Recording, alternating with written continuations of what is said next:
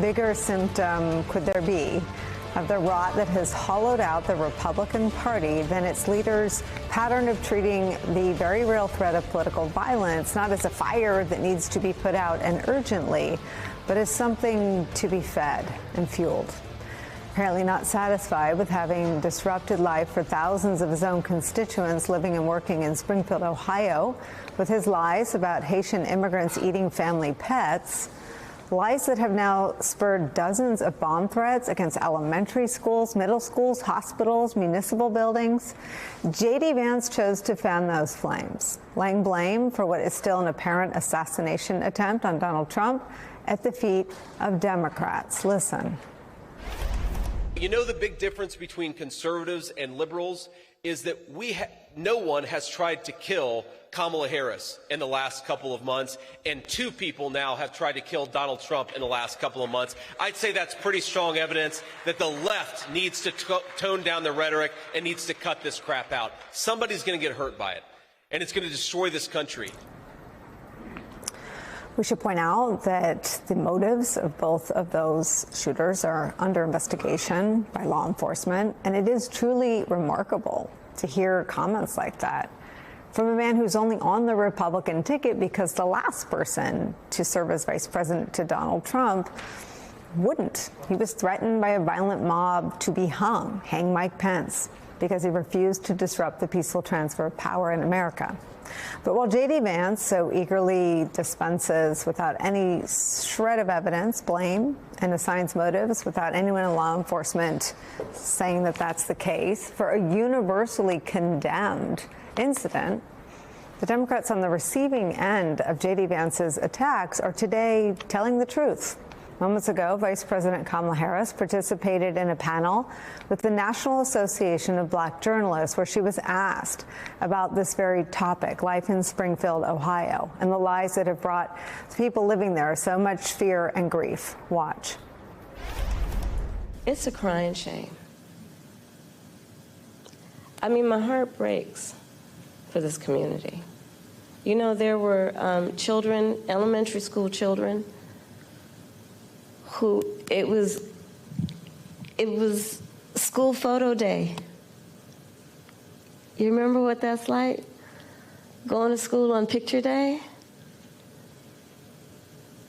Who were dressed up in their best, got all ready, knew what they were going to wear the night before, and had to be evacuated. Children. A whole community put in fear.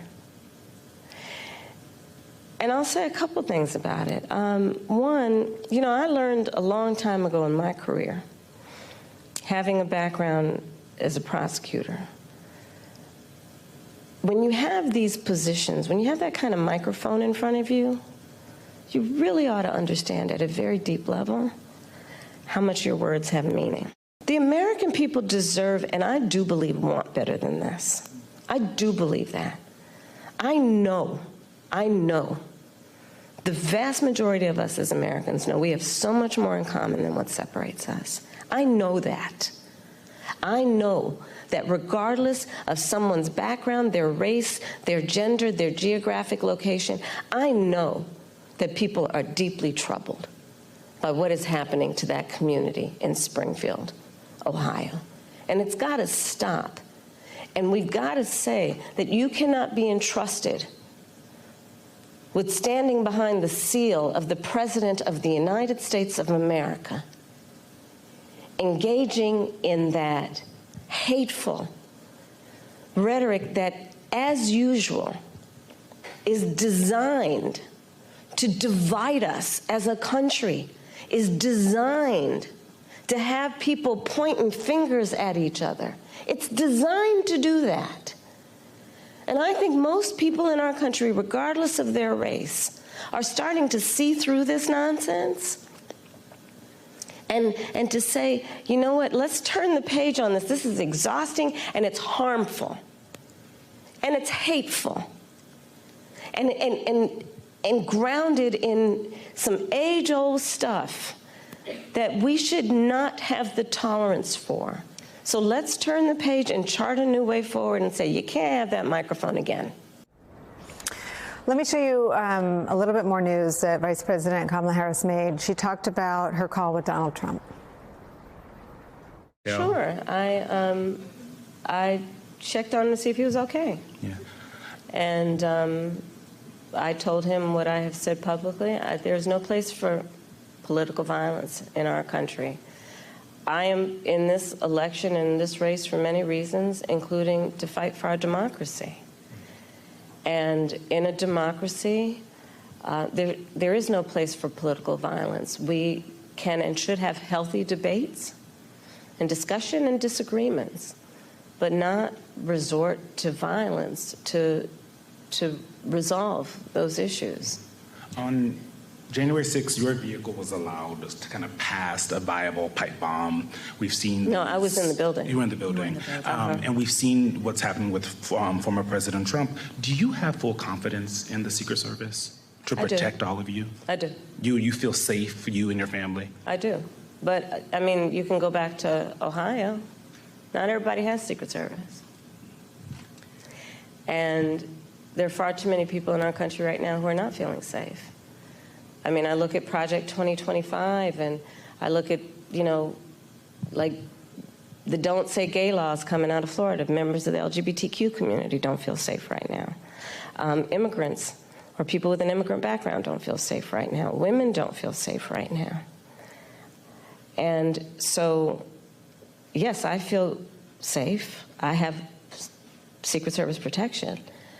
But that doesn't change my perspective on the importance of fighting for the safety of everybody in our country, and doing everything we can to, again, lift people up and not beat people down so they feel alone and are made to feel small and made to feel like they're somehow not a part of it or us. So we start today with some of our favorite reporters and friends. Democratic strategist and president of Brilliant Corners Research, Cornell Belcher's back with us, plus former RNC spokesman, host of the Bulwark podcast, Tim Miller's back. Former FBI counterintelligence agent Pete Strzok is back. I want to start with you, Tim Miller, in what is an extraordinary paradigm shift in our politics. You and I am old, you're not old, but we are both old enough to know when the Republicans ran on security. And this is really important what she said here. Do you feel safe? Sure, I do. Quote, but I mean, you can go back to Ohio. Not everybody has Secret Service. There are far too many people in our country who are not feeling safe. Look at Project 2025. Look at the Don't Say Gay laws coming out of Florida. Members of the LGBTQ community don't feel safe. Immigrants, people with an immigrant background, they don't feel safe right now. Women, they don't feel safe right now. So yes, I feel safe. I have Secret Service protection, but that doesn't change my perspective on the importance of fighting for the safety of everybody in our country.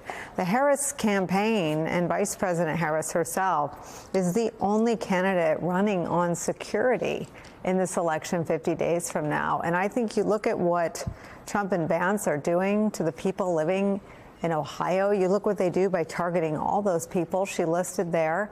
And it feels like in the final 50 days, this issue of safety and security couldn't be in sharper relief in front of the voters. Yeah, that contrast was so strong. I was glad you played that clip. I watched the whole interview there with the three National Association of Black Journalists. I thought that was her best answer because it goes right back to what she's trying to make the core contrast of this campaign, which is that she cares about people's lives, regular people, Americans' lives, and the other ticket only cares about themselves. And you can just see that contrast in these answers, right? She is asked by Eugene Daniels there directly if she feels safe. It's like, yeah, I feel safe. I got Secret Service. It's the people in Springfield who had to evacuate their school because of bomb threats who don't feel safe. They don't have the money for Secret Service, right? Like, that's who I'm worried about.